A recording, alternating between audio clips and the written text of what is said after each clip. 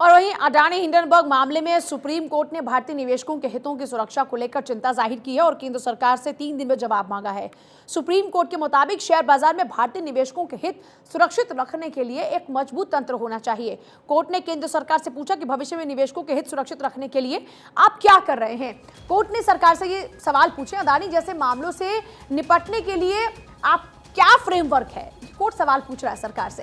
अडानी और हिंडनबर्ग मामले पर सुप्रीम कोर्ट में सुनवाई के दौरान में कहा कि निवेशकों के हितों की सुरक्षा कैसे आप सुनिश्चित कर रहे हैं, इस पर भी आप जवाब दीजिए।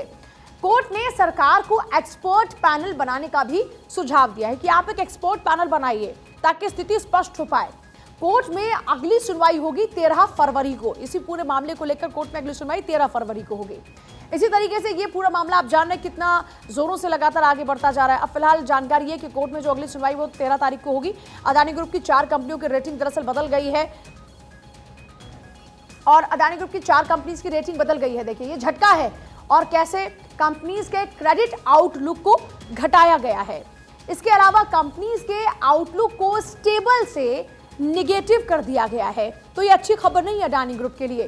कंपनीज के आउटलुक को स्टेबल करने की बजाय घटा दिया गया। अन्य 4 कंपनीज के आउटलुक अभी फिलहाल स्टेबल है, तो कहीं पर स्टेबिलिटी है लेकिन कहीं पर डाउनफॉल भी है।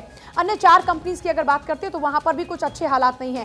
देखिए साल 2008 की अगर बात करते हैं तो 3 लाख करोड़ निवेशकों को नुकसान हुआ। अमेरिका में मंदी हुई, जेपी मॉर्गन दिवालिया इसका कारण रहे। 24 अगस्त 2015 की जब आप बात करते हैं, इसी तरीके से 24 फरवरी 2022 की जब बात करते हैं 13 लाख करोड़ निवेशकों का नुकसान हुआ। वजह क्या रही? रूस यूक्रेन युद्ध का असर। हिंडनबर्ग की रिपोर्ट के बाद अडानी के शेयर भी टूटे हैं। 11 लाख करोड़ का नुकसान निवेशकों को हो गया 27 फरवरी। ये देखिए आंकड़ा एक और 27 जनवरी का आंकड़ा है और 2023 का ये आंकड़ा है।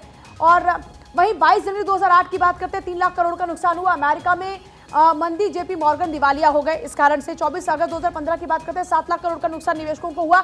चीन ने अपनी करेंसी युआन को डीवैल्यू किया जिस कारण से नुकसान हुआ। ऐसे 9 मार्च 2020 को क्योंकि कोरोना आया 9 लाख करोड़ का नुकसान निवेशकों को हुआ क्योंकि कोरोना की मार झेल रहा था। कोविड और यस बैंक घोटाले का भी इसमें असर रहा जिस कारण से 9 लाख करोड़ का नुकसान निवेशकों को हुआ।